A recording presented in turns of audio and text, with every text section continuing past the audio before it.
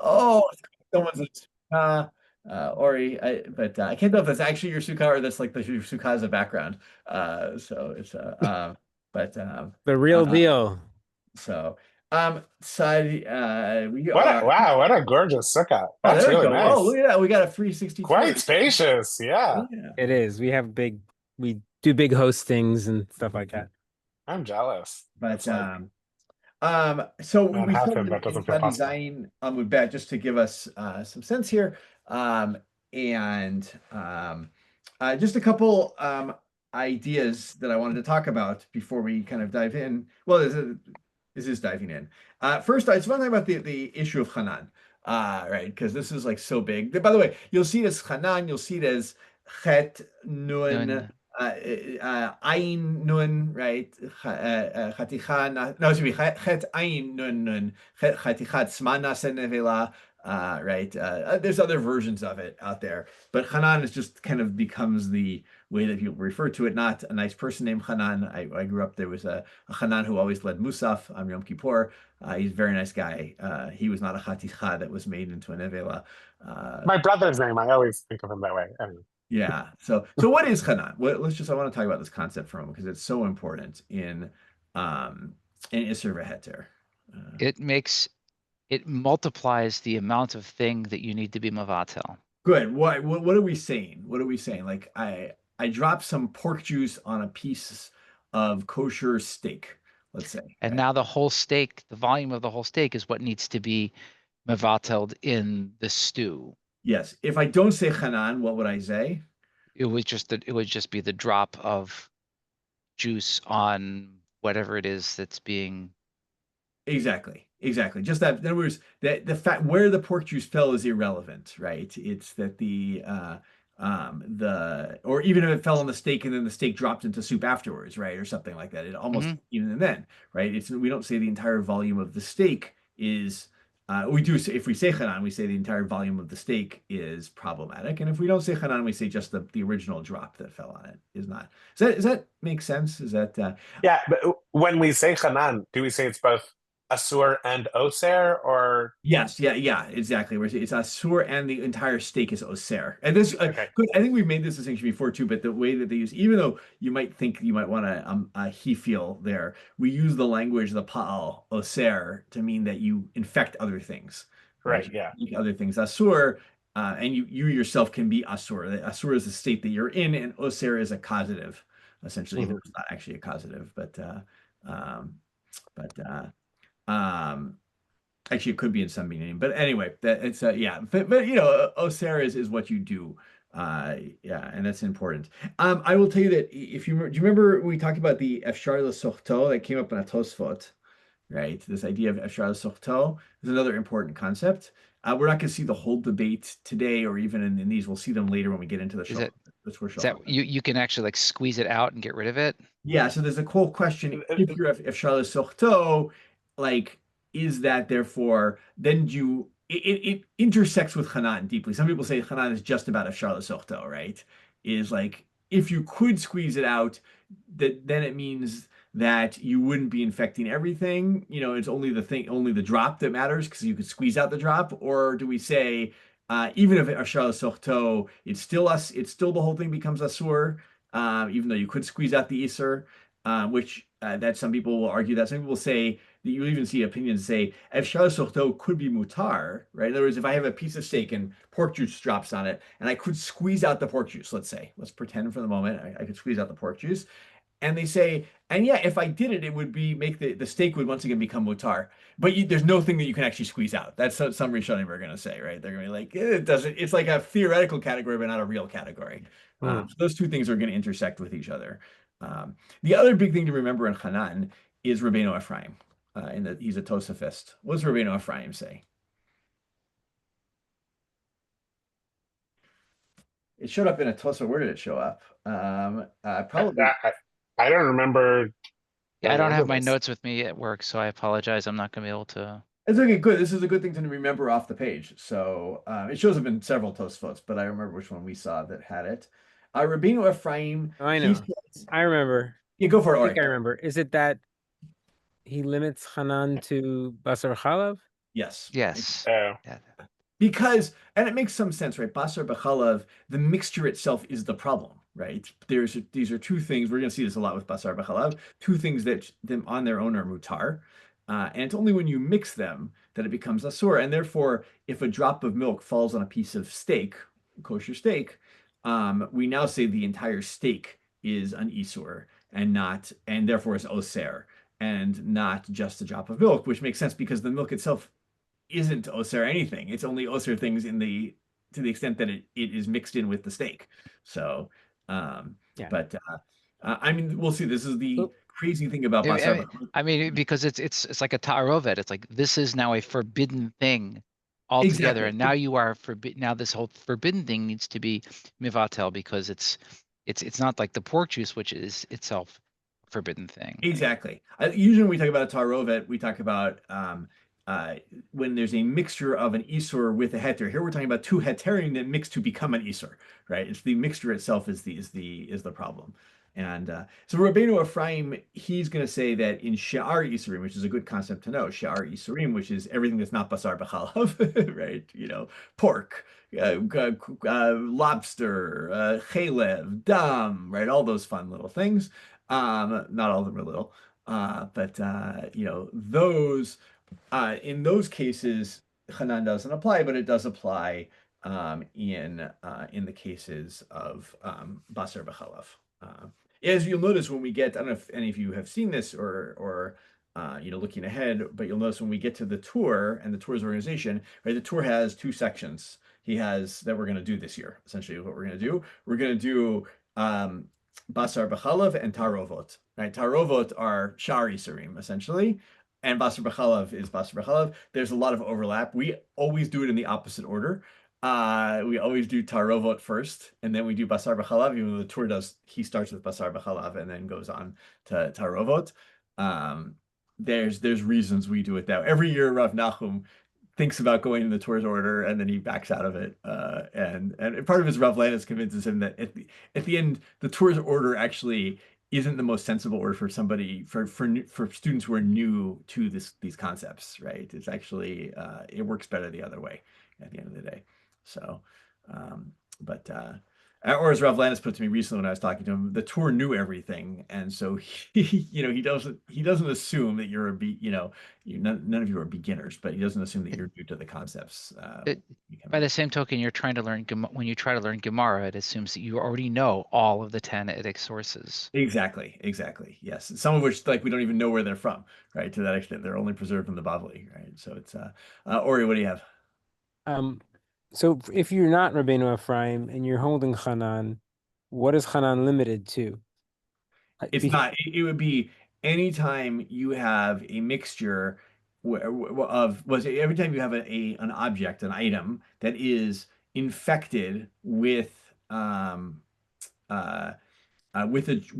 amount of Esor in it, the whole thing. If it you know if that object now gets dropped into something else, the whole object is Oser. So there are some limits in terms of Efshar Sochto. There could be some cases, and we're going to see when we in the But doesn't you know, that, cases of local, like something that's in partially in Rotev, but not fully in Rotev and all that stuff. It gets a little complicated, but yeah. but doesn't that, how, I'm going to say it this way, how does that not preclude any bittul ever? Oh no, wait, if the pork Only juice when it's an item in a pot as opposed to going into the liquid in the pot? no, yeah, even in the liquid in the pot, you could say Hanan potentially, but here's the thing. Remember, if you drop, let's use the pork juice again, right? If the pork juice drops in the soup and it's 1/60th of the soup, or let's say 1/80th, let's make it really easy, right? Then it's batel, and so there's no Hanan, right? Because it's batel. When is there Hanan? It has to hit a specific item in the soup? Oh no, or it could be. Let's imagine the ratio is 50 to 1, right? As opposed to right. So it's not batel. That soup is now asur, and if you drop that soup into other soup, that would be Oh, oster. it The was entire oster. volume of the soup. Yeah. So So it's just normal 60th. I guess your example within a pot made more sense when we had that like sort of steak separate from the mixture. Could yeah. that still work outside of a basar and chalav case? Like there's a piece of meat that's floating above the stew, and the pork juice falls on the piece of meat. Yes. Now I have a Hanan within the pot. Good. So yes, you can. This is going to be a whole debate between Tosfos and Rashi how to understand that tipat chalav sugya that we're going to do for the next time we meet, which is in a week from Monday, right? Which is the what was I going to say? The tipat chalav is if like if a piece is partially in the soup, does the soup like marshal its forces along with the piece of meat or not? Is going to be a big question. And there, if you remember, the Re is going to construct a case where the only way he thinks that actually, if you drop some pork juice on a piece of steak in that's sitting in soup, that's floating in the soup, and it's like partially in the soup, he's like, no, no, no. There's no the piece of meat doesn't become a syrup on its own. The entire soup plus the meat gets combined to marshal its forces, which actually in Sadi Zayin Amud Bet, right? If you look right in the middle of the page, right? I'll just read it slowly here. Amar Chanina, Keshen Misharim Berotev Uv Kippah Uv Chatichot Uv Kedera, right? Right. All the stuff in the pot, even the pot itself, according to that version, right? Although we don't poskin that way, comes to marshal its forces against this tipa. And so the way the Re is understanding is it's only if a piece is on top of a piece, right? Then we have a thing. Like there's two pieces, one piece is floating in the rotev, one piece is on top of that piece. Then we have that case. But so this is going to be a big question we have of when do all the forces come together and when do they not come together? So, right, you can I think there's some empirical sense to this of when you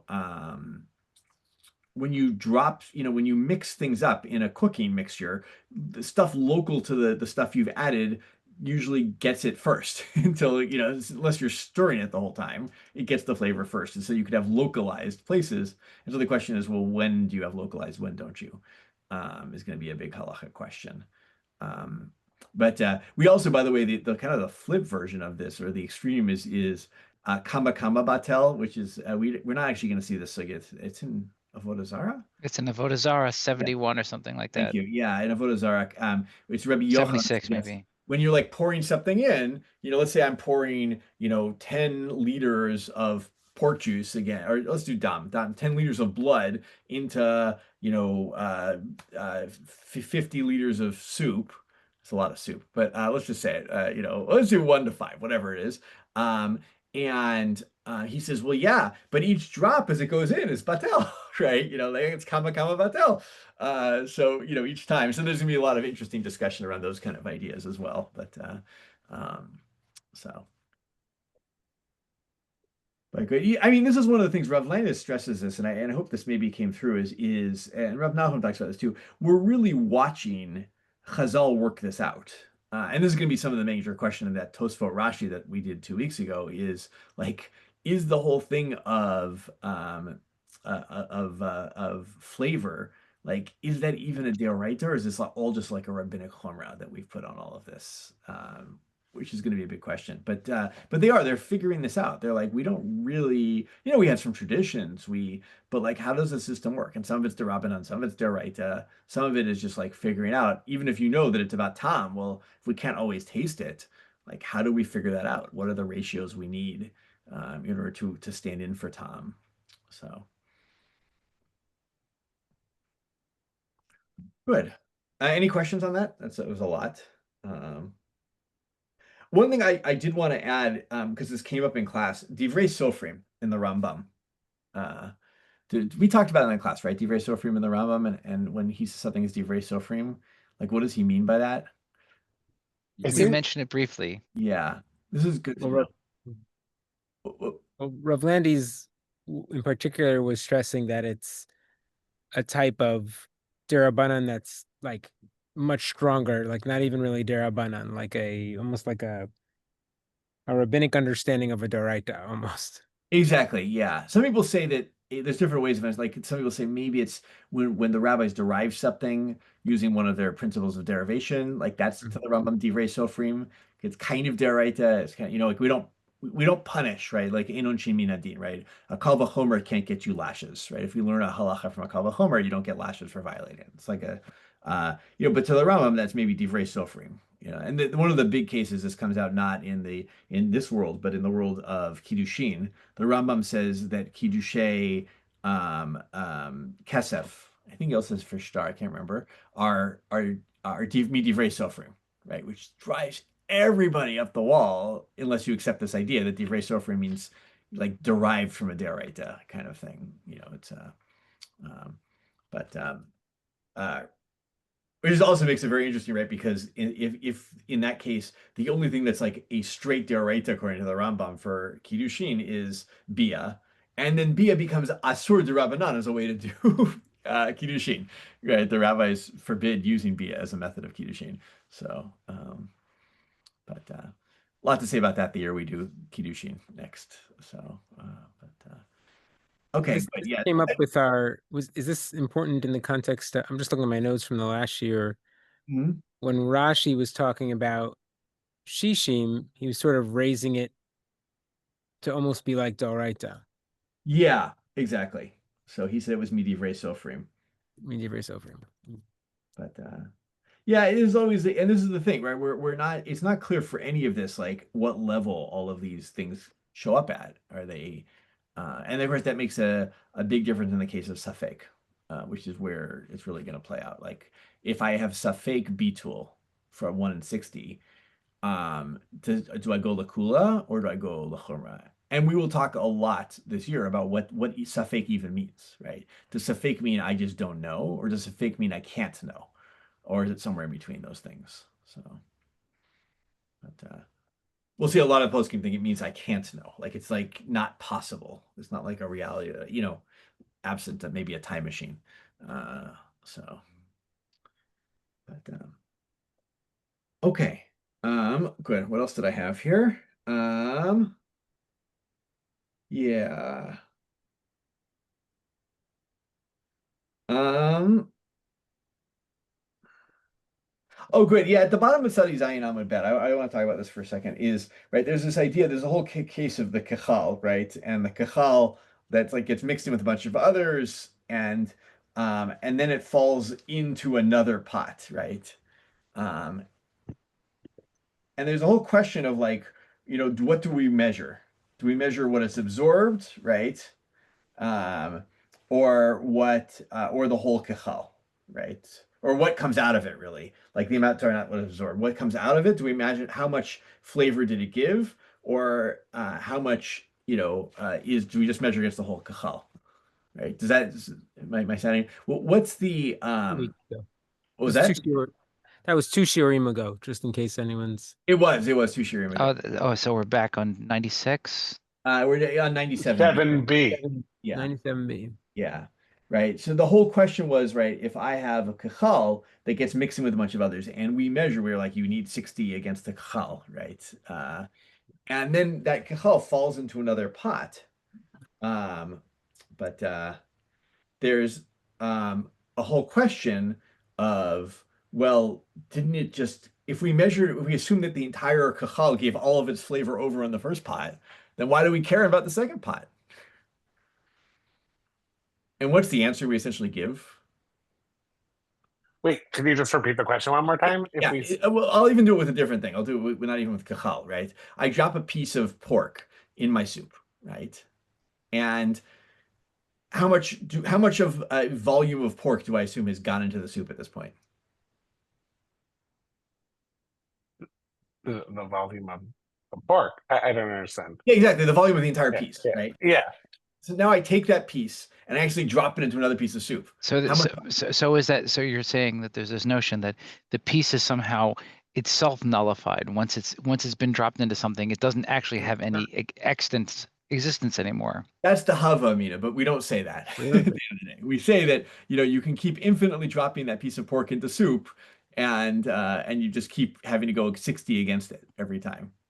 So so why? Right? It doesn't match reality. That's for sure. Right? That's not Well, it doesn't match ta'am reality. good. Yes, exactly. It doesn't match. Ta'am's not necessarily the real reason in this case. Good. I know, or you're pointing out a good point, which is that there's a whole way to read all of this stuff as Tom is not the fundamental thing, or not the only fundamental thing. And I actually think, and I'll suggest this, I think the Ramah is going to understand that. It's hard to always say, does the Ramah have a consistent Shita, or is he really just kind of bringing in many different Minhagei Ashkenaz? But and they may not be consistent with each other. There's what the Hasidei Ashkenaz did versus what the Tosafos did versus what the Ra'av Yad did versus or it might all be different things. But he seems to have a more complicated system than just Tom. I will tell you that Mechaber, most of the time, there's a few exceptions, he seems to be just Tom, right? His model is entirely based on Tom, right? And when something doesn't fit the Tom model, he has to come up with a reason for it, which is what the Gemara is doing here, essentially, right? Where it says, right, but that either you can say, right, Hanan, right, that you just like once that piece is an Isur, it's forever an Isur, which is not a Tom model, right? That's a different model. Or you can say we just don't know how much came out of it. So, right, Mina Yadinan, right? How do we know? We don't know how much it actually, so we just assume worst case scenario in every case. Every time we've dropped that piece into soup, we assume it gave all of itself into that soup. But this And that's this, actually consistent with Hanan overall, because it's like you've trafed up one soup, and now that same thing can continue to trafe it up. It's not, it's this ongoing volume of trafeness. It doesn't Yes, actually exude the trafeness, it turns things trafe. exactly. And on Yeah. that note, I have to step out. Thank you very Right. much. Good to see you, Jesse. Moed Yeah. Simcha. So, yeah. Ori, go ahead. I was just going to say the Kachal is almost the paradigm. It felt when we were learning it, it could be the paradigm of Hanan, but it also sort of strengthens Rabbeinu Ephraim's point of view, because the Hanan is an interesting case because it is milk and meat by definition. And of course, why would you only consider the milk that came out of it? The milk isn't the thing that is the nevela. It's the combination. The Yeah, Hanan itself is a meat milk combination, and that's why also the squeezing conversation has a lot to do with the kachal, right? Like the exactly. hypothetical of removing the milk. Yeah, the cacao is a little bit more complicated because it itself, with its own milk, may not be a problem d'oraita, right? That's I the. saw that. But you're right. It becomes a very interesting situation in that case. These are all things, right? One of the things that if you've noticed in the sugyot, Chazal are talking about, they're having discussions around these things. They're not giving us a system at the end of the day. It's on the Rishonim to figure out what do you do with all of this stuff once you have it, right? If you didn't notice, right, that massive Tosfot that we did the last class we had, where the whole question of Tam Ki Kar right there, the Rabbanan of Rashi versus Tosfot. Part of the issue with that is like the Gemara never comes out. It has all sorts of opinions floating out there and all sorts of different ways of concocting this. And again, it comes up to the Rishonim to figure out, well, what do we do at the end of the day? So So interesting. It feels like for Hilchot Shabbat, it was like the Gemara gave us way more of it, and then the Rishonim continued to develop it. You know, yeah, I and think you're here right. it's like way less developed, and the Rishonim have to do way more to turn it into something that you can live by.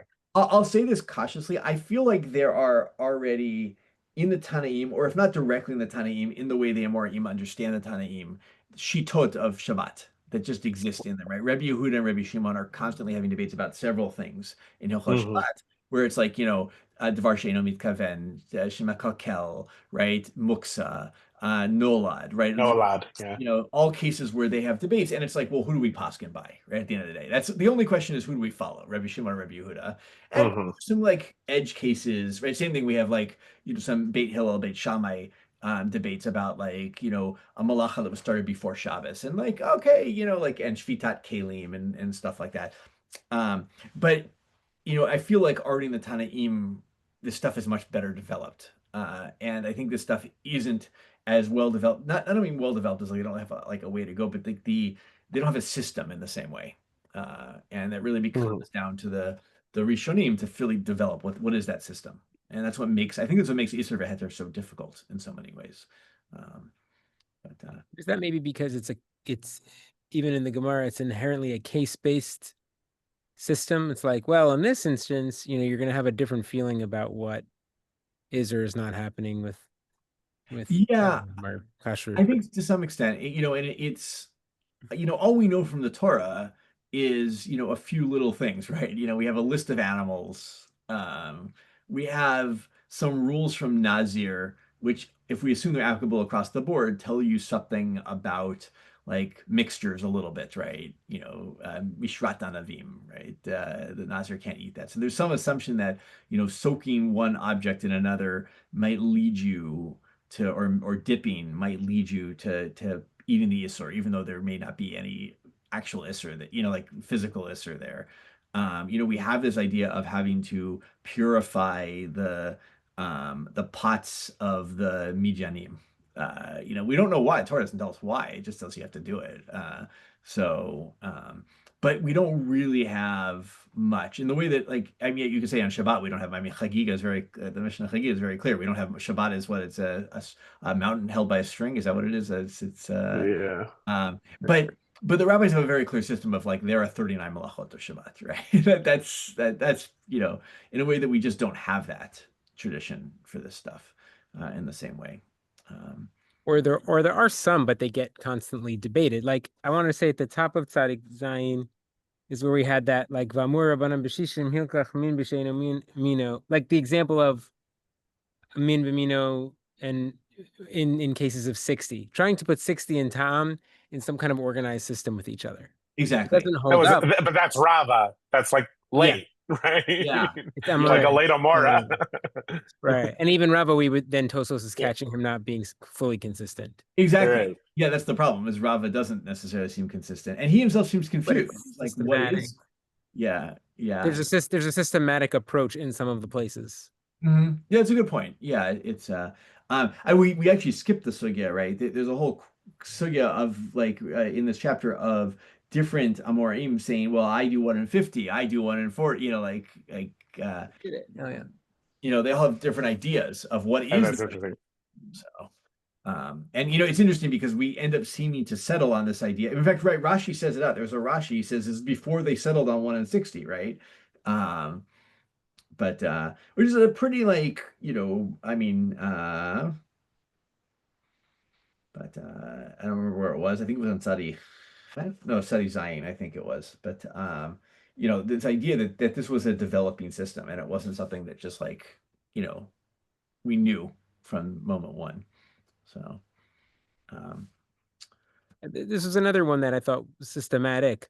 Koli surin shabatar misharin ki iluhin batzava kaflot. but yeah. And then they say, well, why don't you do pilpulin? They say, well, we decided not to do pilpulin. We're not that. This is the system. Yeah. A reasonable, balanced approach to ta'am, not the most extreme kind of food. Yeah, this will come back, by the way. This will Pilpolim will come back at us at some point. We'll talk about, well, maybe those aren't Batel Bashishim because they're, but the average food we assume is no stronger than an onion or was a leek or Yeah. um, you know, yeah. And in some ways that's a chumrah. In some ways it's a kula, as you put it, right? In some ways it's a chumrah of like, oh yeah, we assume everything is a very like onions are strong tastes generally, but at the same time it's assuming nothing is stronger than an onion. It's maybe that's a reality. Onions, you could imagine like with if putting spices aside, herbs and spices, right? The strongest flavor you put in your food is going to be the onions at the end of the day. I think it's like still the way I cook today. I don't know if I think I'm pretty normal. That's how I learned how to cook. How do you flavor things? You start with onions.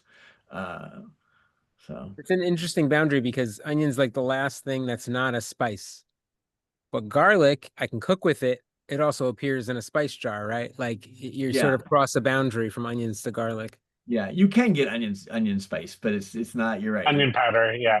Yeah, you're right. It's Some the boundary. spices are weak. Yeah, it is the boundary. This is one of the things that I think is so interesting about so much of this. On one hand, how we cook has changed a lot from their day, and it hasn't. It hasn't really, And this is the thing that's going to be different from Shabbos, right? Our Shabbos practice is so different because of the existence of electricity, right? What is asur, what is mutar, is like we live in a different world. In some ways, you probably to really learn like modern Hilchot Shabbat, you probably should spend, a lot of time on electricity and the questions around it because it's just so prevalent in the world we live in. And the most common question that you ever hear is like, well, I went to the bathroom and there's an electric toilet. I went to or the one that I get so often, which is the Yom Tov cooking question, right? All I have is an electric stove. Like, what do I do? Because clearly if you had a wood burning stove, it was clear what you did. You had a lit flame somewhere and you transferred the flame. And if you didn't have a lit flame, you've got a non-Jew to get you a lit flame. Which we did for Havdalah once. It's not You like did for Abdallah during Yom Tov, uh yeah, yeah. meaning after Shabbat. Yeah. Yeah, I think our yard site candle went out or whatever candle we had lit. I think we did it for that. It was maybe it was just to light Shabbos or light Yom Tov candles. I don't remember. But we walked by our neighbors who had a bonfire going, and we said, "Hey, can we borrow some fire?" Uh, and they actually walked over a torch to our house and lit it for us. It was really nice. It was It was so funny. but yeah, um, it's in some ways our world is very similar to the world they live in terms of cooking. Like cooking has not changed that much at the end of the day. But My only question would be if the onion was as potent back then as it is today because of farming, thousands of years of farming practices to intensify our natural foods. it's so But I don't funny. know. It could be it was already. I have no way of knowing back then. It could have been exactly the same onion. Exactly. Well, It's so been happening for so long. it's an interesting point because we're going to get into we're not I don't know if we're doing this sugya in Avodah Zarah, but the idea that certain things that are harif can sweeten flavor in kalim, right? And what do they mean? Like you have a kli that has gone for more than 24 hours, and so it becomes tam lifgam. And something spicy. This actually starts with knives. Is the first case we really get this. When you cut something harif, it will reawaken the flavor in the knife. And according to some, there's like different ways to read that. So yeah, some people think it's because the knives are just dirty. It will reawaken the flavor. And so like a meat knife that I used or a treif knife that I used to cut the something harif will make that harif thing the thing that the knife is, right? That's even if I haven't used a knife for 24 hours. And there's a whole question about onions. This is where, people talk about if I go to a non-kosher restaurant, maybe I can order a salad, no dressing, no onions, right? Well, why no onions? Because you're afraid of the cutting. Rav Nahum is going to he has a whole argument. He thinks our onions are sweeter than they've ever been. And that they actually aren't harif anymore, that onions used to be harif, modern onions are not, or at least maybe you could say sweet onions versus other kind of onions are not so harif. But he has precedent for this, not for onions, but for radishes that shows up in other places. So, but anyway, yeah, no, these are good categories to talk about a little bit here. All right, how are we doing at time? I should pay attention to this. All right, yeah, it's 39. Were there anything else from the previous? No, I think that's good because we did Batzel and Kaflot. We did Batel B'Shishim. Good. Oh yeah, I want to talk about one thing, just Bliat Kedera and Kederat Sma, right? What in terms of as of asking you to remember a Rashi and a Tosfot from a way back. But I forget if it was the Rashi or Tosfot, but I remember I think it was the Rashi who I said in class Paskins against Rabbi Chanina.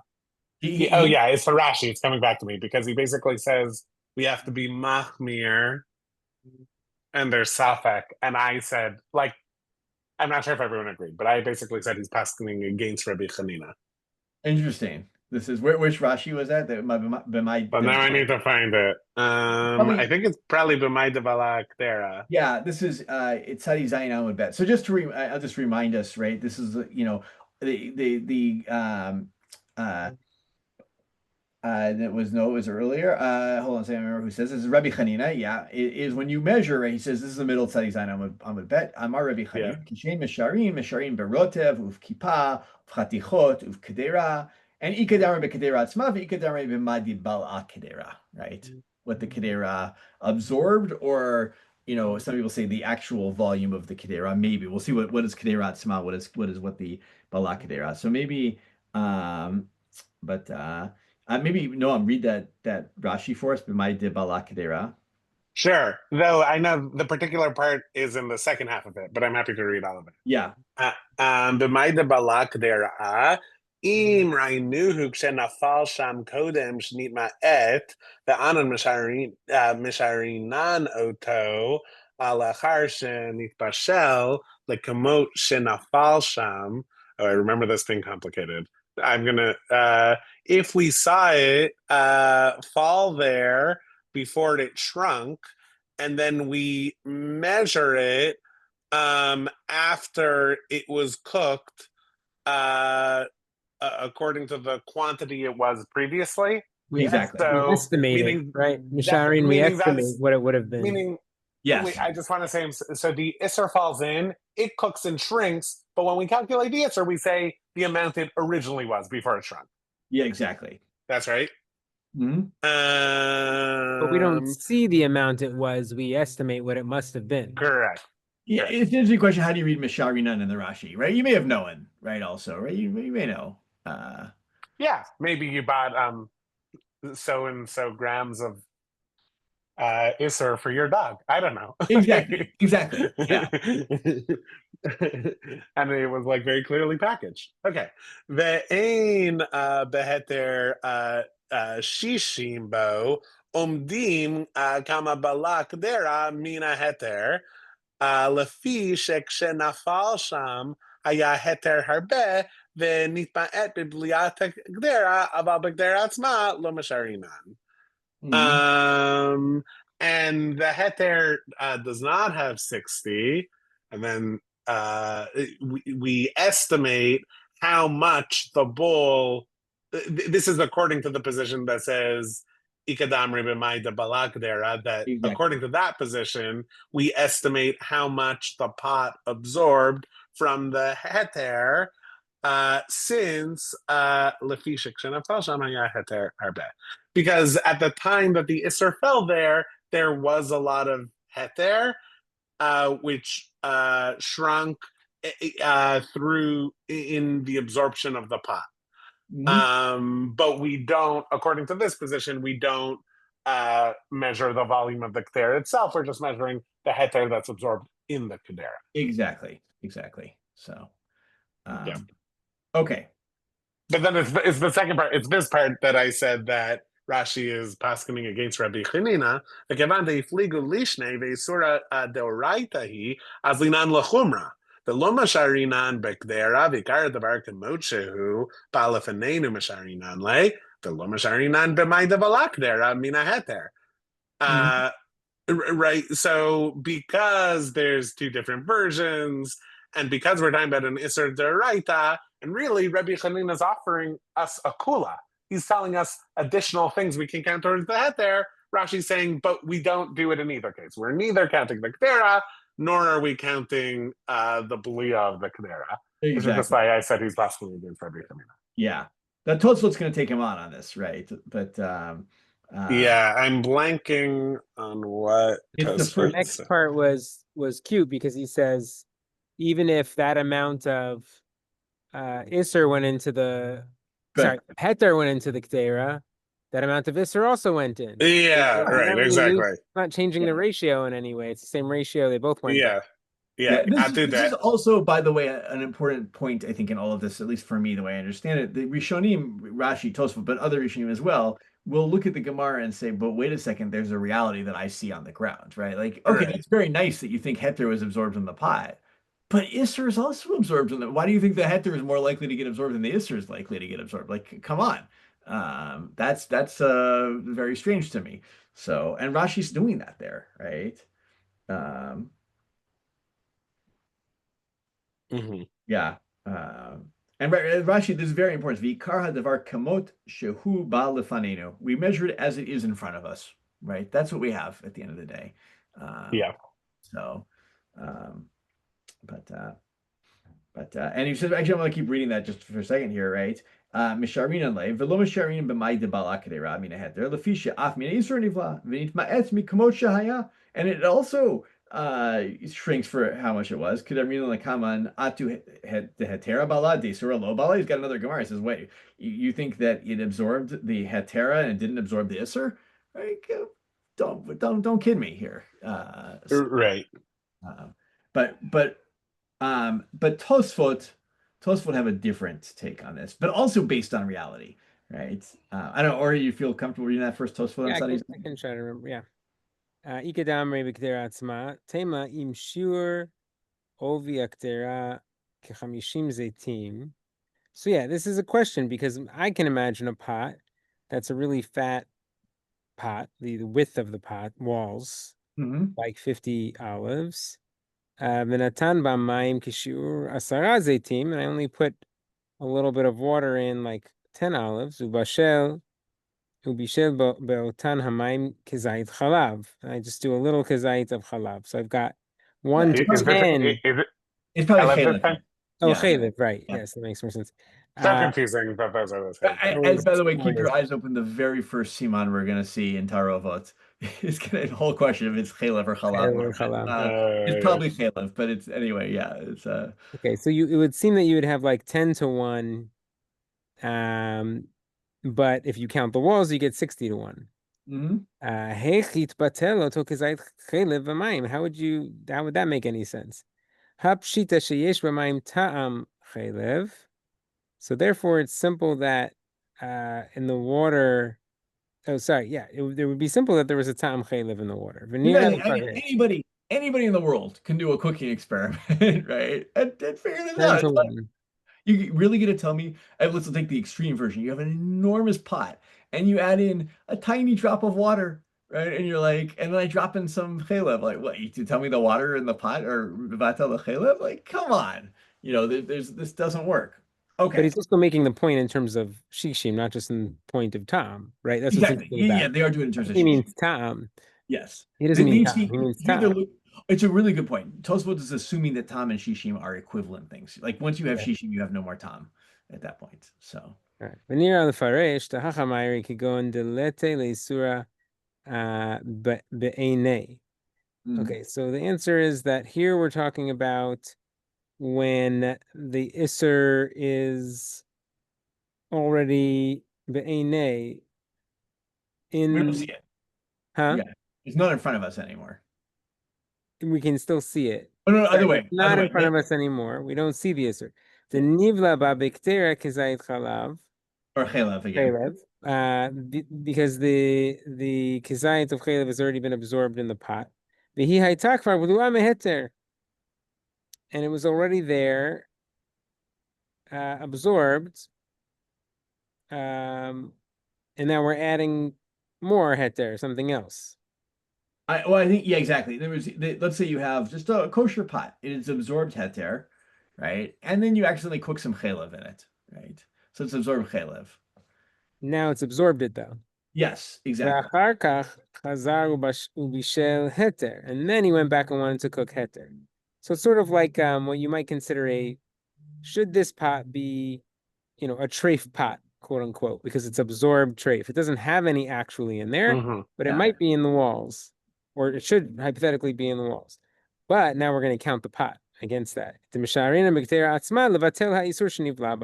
That's the case where we can measure the size of this pot itself to cancel the. So it's really the ratio for measured. Sorry, the ratio for absorbed isser. Exactly. As opposed to actual isser.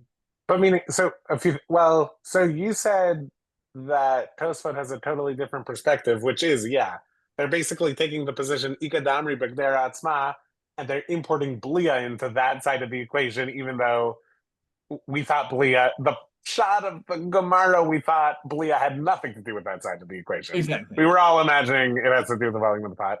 That's first of all. Second of all, though, like Rashi actually paskined, like is this Tosfot it's not obvious to me that it's paskening. It's explaining to us what one of the sides of the two equations is. Yeah, because at the end of the day, we're gonna say my de bala kedera and not the kedera atzma, and this is Tosfot understanding what kedera atzma is, right? He's actually understanding kedera atzma close of what you might have said. Wait, you say at the end of the day, you just mean Rishonim are going to paskin that way? That's what you're saying? Yeah, they're gonna asking it. Which Rashi does clearly there. He seems to see it as what he actually, as you say, he paskins per neither of them at the end of the day. Yeah, no, but so then why are you saying he paskins Maida Bala Kadera? You're right. But Rambam, I think Rambam paskins my balakadera. So Okay. yeah, in fact, actually, let's we don't do this too often, but let's do it. Do the two of you have a Rambam in front of you, or should I Yeah, find? Mishnah Torah right here. I'm so excited to use it. Or I didn't have you bring one. Did you bring your Mishnah Torah circuit? I mean, it's also easily findable on the I internet. have it inside, but I'll also just open it on Safari. Keshvu ke'in taduru, right? You should bring your Rambam into Your your term. Yeah. because you should always have a Rambam on you, right? I always have my computer inside, so I did that in my sukkah also. There we go. There we go. Let me. What am I looking for? Here we go. Where is it? It's Sham.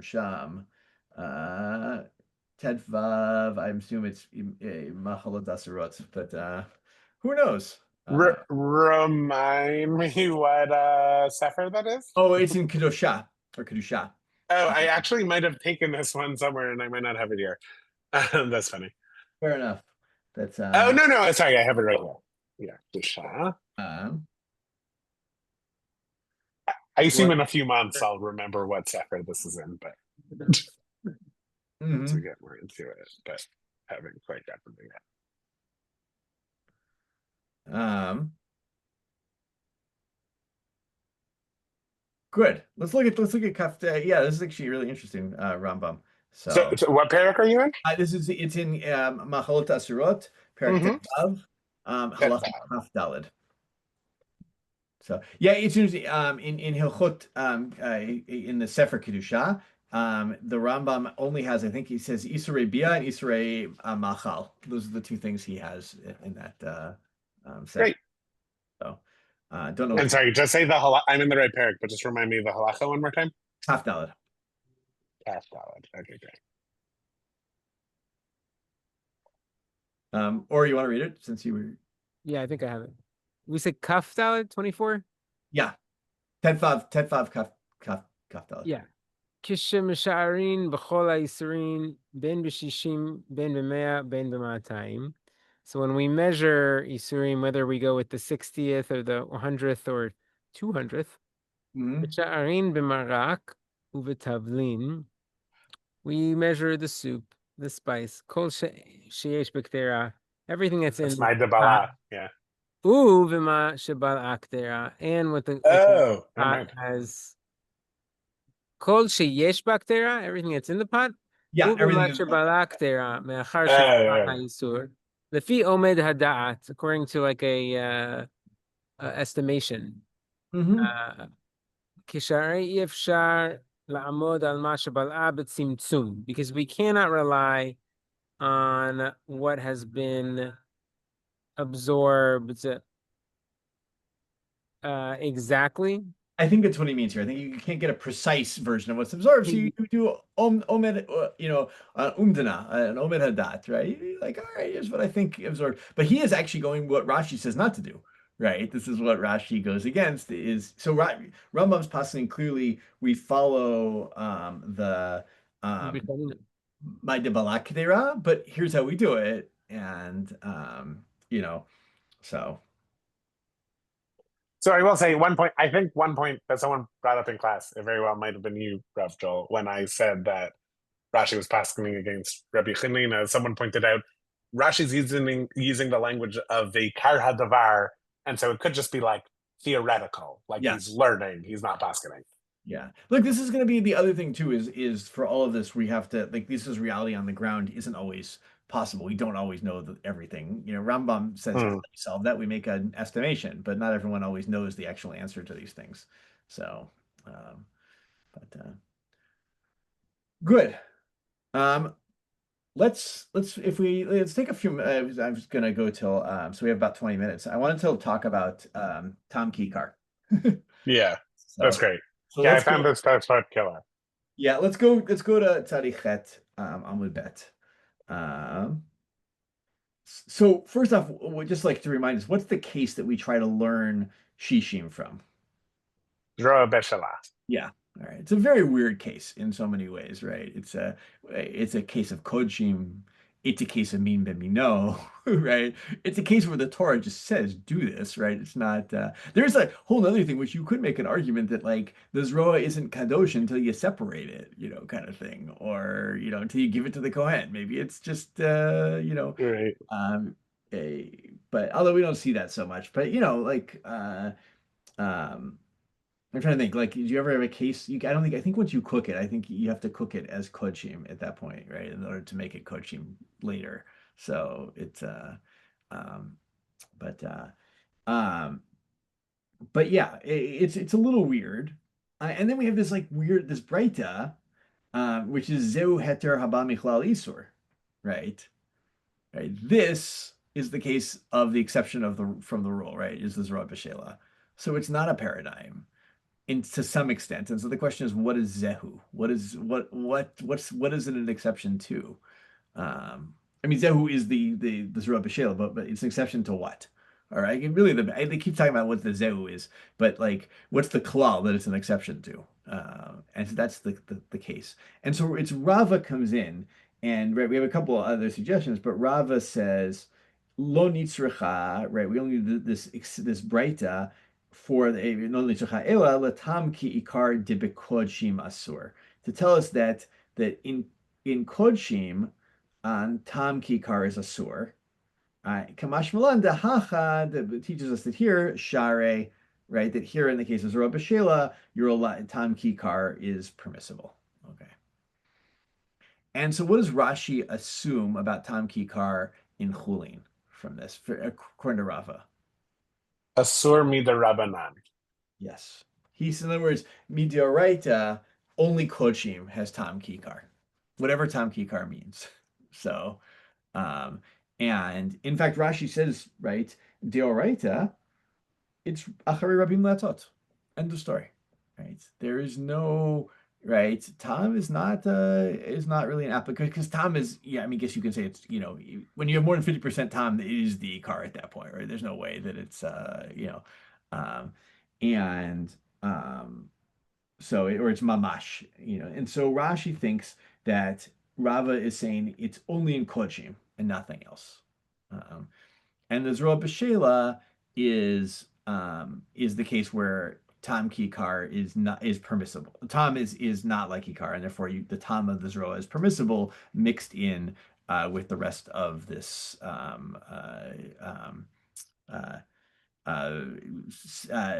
food that the Nazir is going to eat, right? That he's not going to give to the Kohen. Okay. That's when the Tosfot come in, because the Tosfot have an issue with Rashi. Before you jump into the Tosfot, I'm having trouble. I think I was last time also squaring Tam Ki Ikar with Shishim. Good. Well, this is going to help us with this, I think, a little bit, right? Well, first of all, the reason we're saying what is Zehu, what is this an exception to, it's to move us away from saying this is the exception to Shishim. Like we try to learn, Zerah B'Shela is a great example of Shishim. No. That's, this is the exceptional case. Oh, wait, so you're saying there is no Shishim? Yes. Anyways, no, really, we need this for this Tam Kikar issue. So we're on a path away from that. Mm-hmm. That's Rava's intention, at least, so that we can have Shishim, Bitul B'Shishim. So Tam Kikar has to be in some ways, what's the word? Not parallel and not tangential, but like unrelated. Another. Yes. Yeah. Yeah. What's the There's a great word that I always hear and I can't. It's the fancy academic, the pretentious academic. Yeah. What's the orthogonal? Orthogonal. Orthogonal. Yes, orthogonal. Okay. Yes, it's got to be a different basis. Yeah. Yeah. I mean, it might intersect somewhere, but it's not. Mm-hmm. It's not there to undermine Shishim, nor is it there to enable it. Exactly. At the end of the day, it becomes just a way to base ourselves, right? It's which is what Rashi's kind of arguing, right? He's like, this is a smachta be'alma, right? This is not. No, wait, sorry. I don't know if this is what you're saying, but sorry, Shishim does presume Tam Kikar. It does. Because the way we originally, when Gita Nashek came up, I think it was a Rashi on the Mishnah of Gita Nasha that says that you actually have to remove the Gid, Yeah. right? So you're removing the mamash, and then like it's in that case, Tamkikar is asur unless you do beetle in shishim or whatever. Yeah. Um, Yeah, the whole idea of shishim assumes that what you've done is you've mixed tam in and not the thing. The pork is not sitting floating in there, right? That we can agree is asur. What we're assuming is asur deraita.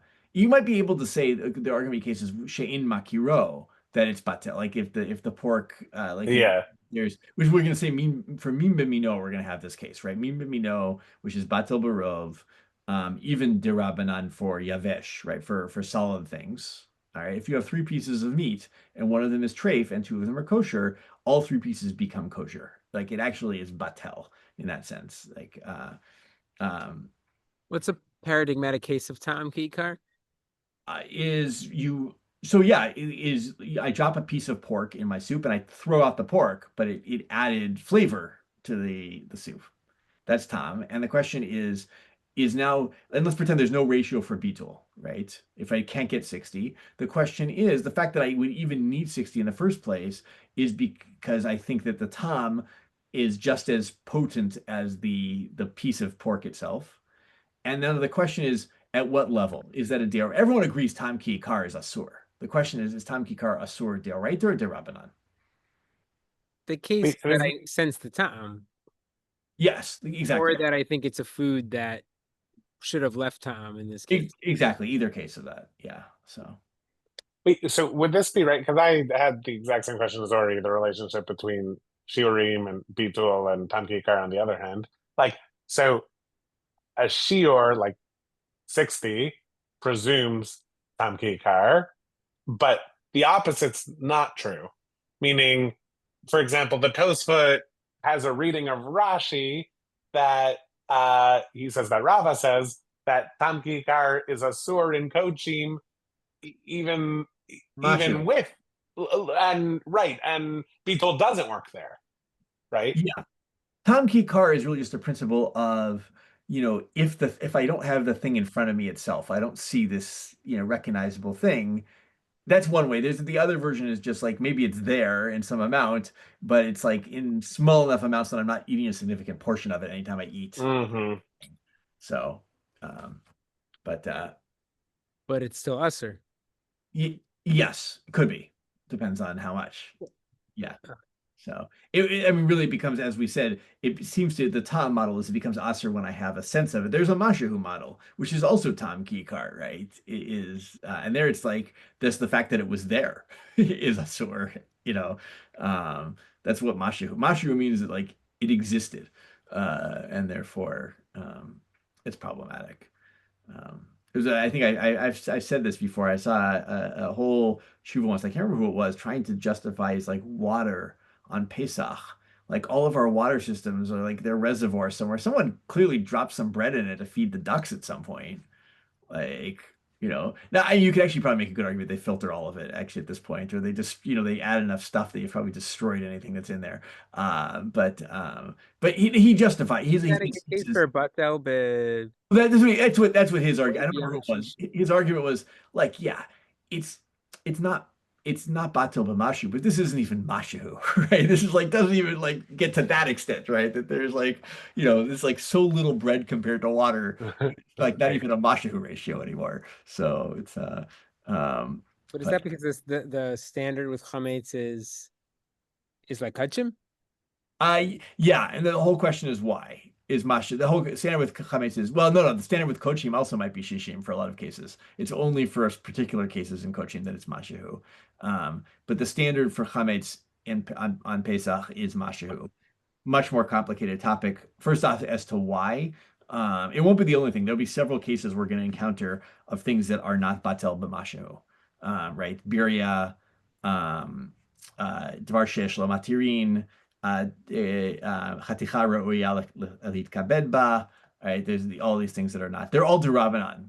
Well, not. I think every case we have of mashahu being oser that's not a avodah zara, maybe one case in kochim are going to be cases of derabanan chumrot. Right. It's not Deoraita. So, as Rav Nachum reminded me a couple psachim ago when I was writing him a question about something, he said, Joel, at the end of the day, you're not going to violate a Deoraita. Like, it's just not going to happen. That was his way of calming me down. Okay, good. So the Tosfot, I mean, I want to say it outside here for a minute because the Tosfot's argument about Rashi is going to be like this. They're going to say, "Oh, wait a second, Rashi.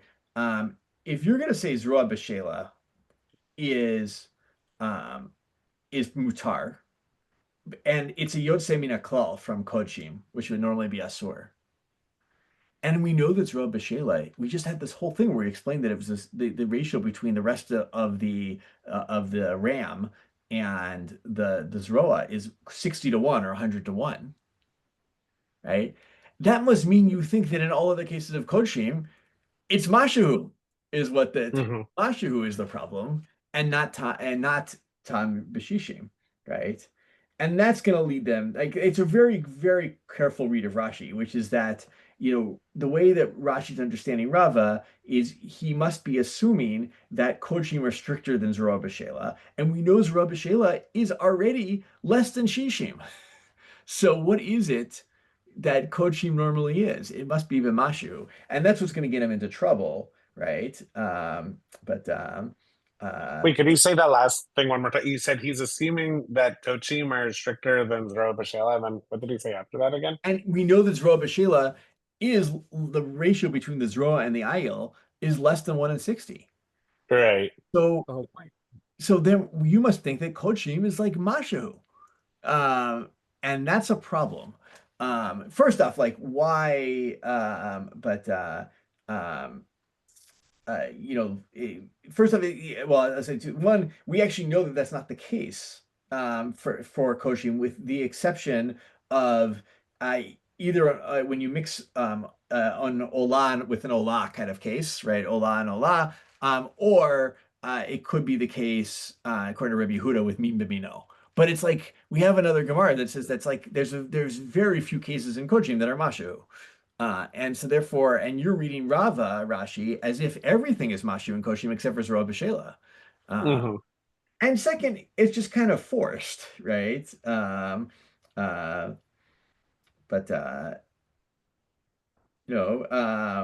other words, like if you are going to say that Rava thinks that in all other Kodshim that Tam Ki Kar is Deoraita B'Mashahu, why do you automatically assume from there that in Chullin he thinks Tam Ki Kar is Mutar Deoraita? Like Kodshim. Wait. Yeah, you were saying something in Shir, which was like, how could Rashi be extrapolating from Tam Gamur in Chullin from what Rashi is claiming about Tam B'Mashahu in Kodshim? Exactly. Yeah. In other words, you can't go from one to like Rashi. You're making an assumption. The Rava is talking about Tam Mashahu in Kodshim, and you're making a decision that he thinks that Tam Gamur in Chullin is Mutar D'Oraita. That seems like that's a huge stretch. Why don't you assume that he just thinks Tam Gamur in Chullin is D'Oraita Asur, and in Kodshim, Tam Mashahu is Asur? That would also work for this sugya. Like, where did you come up? How did you extrapolate anything from your read of Rava? It just doesn't work, is what they're going to say. So they're going to reread Rava differently. They're going to say that Rava assumes that, let's see, where was it? Yeah, if you go down, I'm going to read this actually inside. In the Tosfot, 1, 2, 3, 4, 1, 2, 3, I can't count. The fourth line down on the wide lines in the Tosfot, in the middle of the line says Vinir Ela Faresh. Yeah, I'm there. I think that's where I wanted to do it. Yes, Vinir Ela Faresh, right? He says, Dehacha Ire Betam Gamor de Bekodshim Asur Mikra Dechatat. All right, that we. So here, let's explain this. That Tam Gamor in Kodshim is Asur normally. Where we get that from the case of the Chatat, right? This is the Yom Kippur story, right? That the blood of the Dama Seir and Dama Par are still called Dama Seir and Dama Par. even though they are not, even though they're mixed together, and the par way outnumbers the seer. Vihuadin. Wait, sorry for interrupting. So, according to this reading, we would be saying that Rava thinks Tam b'mashu b'kochim is mutar. Yeah. Oh, sorry. I got it from the wrong place. He says no. He says right. Tam mamashu bekochim is it would be mutar. It's tam gamur bekochim. This is the chatat of the. Sorry, I got it wrong. That the chatat kol sheigabak b'sarai yikdash. Anything that touches. Oh yeah. Yeah. Right. That's the derivation. Sorry, the other one was the mim b'mino case for Rebbe Yehuda. Right. That anything that touches kodshim becomes like it, and that's a case of tam, and that must be tam gamor, right? Is what they assume here. Okay. What's the difference between tam gamur and tam ki'ikar? Tam ki'ikar when it's tam gamur. Oh yeah, tam gamur is so good. Tam ki'ikar is only asur when you can actually taste it. That's what it means. Tam ki'ikar means tam gamur, as opposed to it meaning b'mashu. Well, it could mean b'mashu too. He's saying in kodshim though, tam gamur means 1 in 60 or 1 in 100, right? So in other words, only meaning according to what the Tosfot saying right now.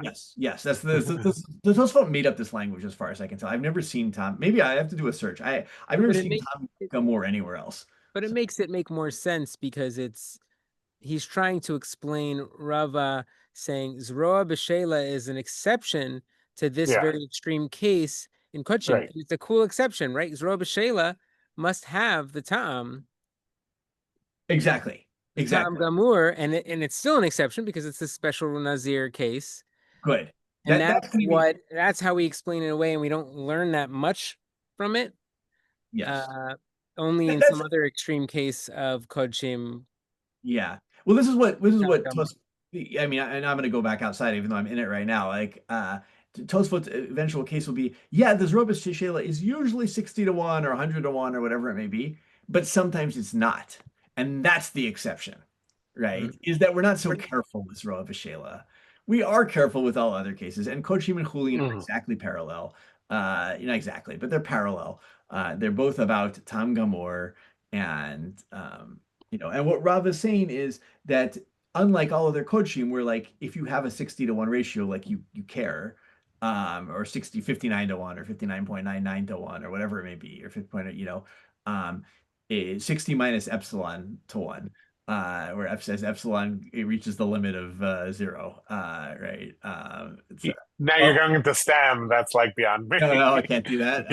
Not a helpful metaphor. Oh man, you guys not all of us are engineers. Yeah, you never did differential calculus. This is I did calculus in high school. I don't remember if it was differential or non-differential.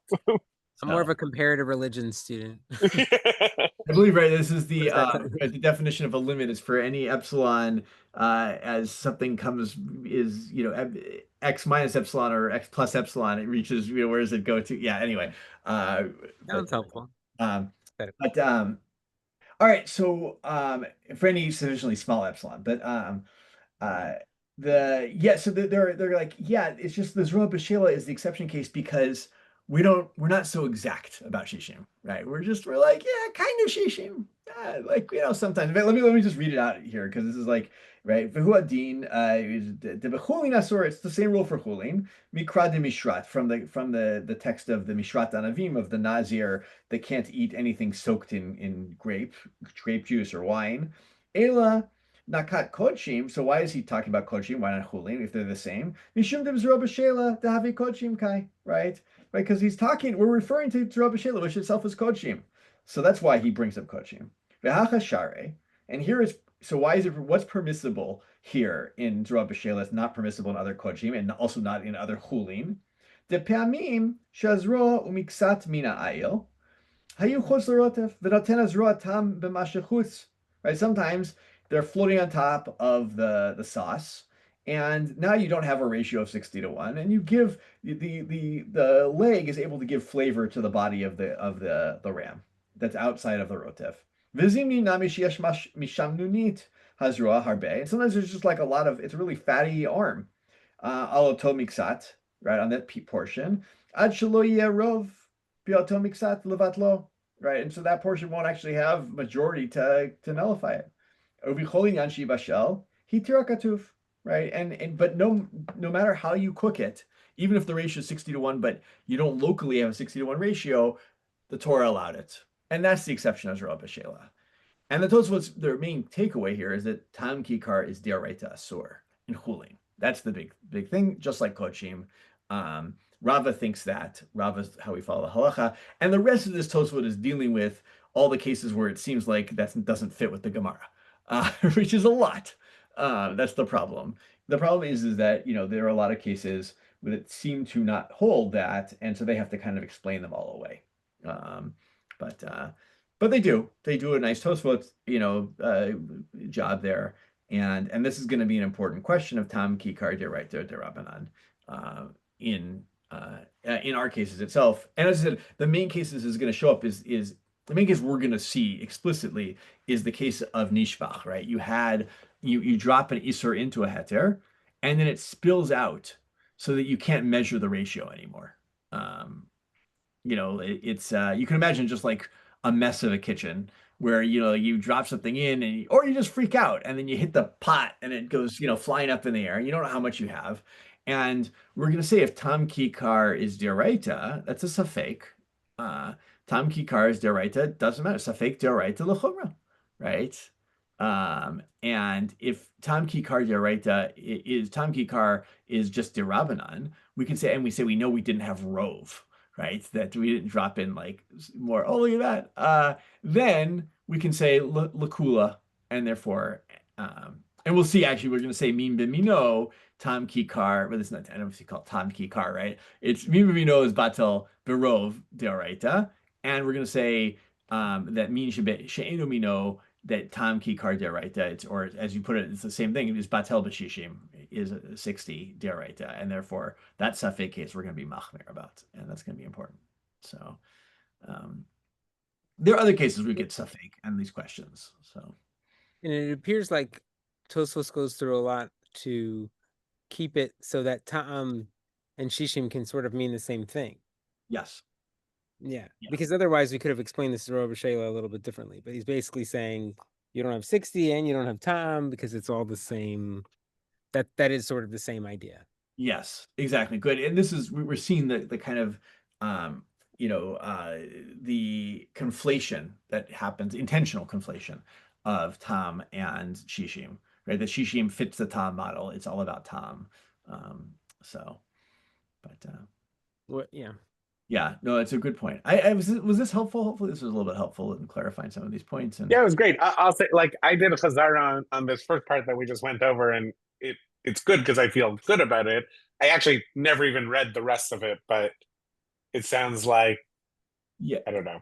It's worth I'll say extra credit. It's worth reading. It's like, it's extra credit. It's good in the sense that it's a wide sweeping range of Shas, right? Tell us what it's like. They're going to pull out every case. There are some really interesting cases there because, right, we have so many. This is the other thing, is Bitul shows up just all over the place. And we have like cases of Avodah Zarah, and we have cases of Truma, and we have cases of Basar Bechalav, and we have cases of other Tarovot and Dam, and this, and so like there's so many cases, and everyone's treating all of them differently all over the place, and so you kind of have to deal with all of these cases. This just like there's no Yerushalmi on any of Kodshim, right? Right. So where do you find the rules in Yerushalmi and all this, right? They're in Trumot. Why? It makes sense because that's actually where, if you look at the Mishnah and Trumot, that's where you get a lot of cases of Bitul towards the end of Trumot. And of course, there's no Bavli on Trumot, right? Because there's no Bavli on any of Zraim except for Brachot. And therefore, so they put all the Bavli did all the discussions around Chulin. So, and also in Avodah Zarah, right? Because Avodah Zarah actually has a lot of these too. So, but. And I should like learn it myself, but in a word, what's Rebbe Yosef Me'Orleans gonna say? Oh, what is he? I don't remember what he says. Now I gotta. Hayam Efaresh Dafagav to Tam Kikar Daraita Lo Lake at Tam Afila Shalo. Oh anyway. yeah, he's going to bring up this. This is the whole thing of right. One of the interesting cases. It seems like you don't get lashes for just eating the tom, right?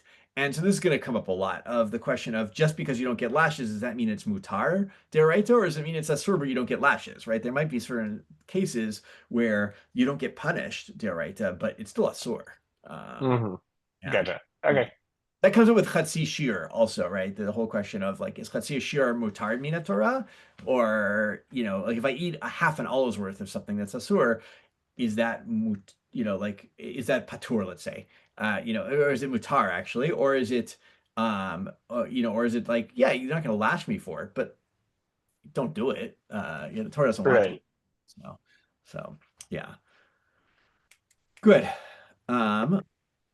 Yeah, I don't know where in France that city is, by the way, but I know where New Orleans is, but Yeah. so I assume that's the city is named after, but I'm not sure.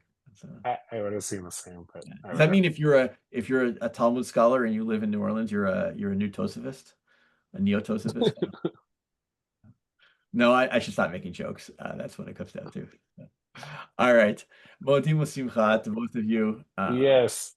So I plan. Thank Let me just double check while I've still got the recording on. I think next week I plan to meet as well, even though we don't have shear. Just take a look. Right. Make sure there's no reason I can't do that. That's after we're in October 16th. 16. Oh,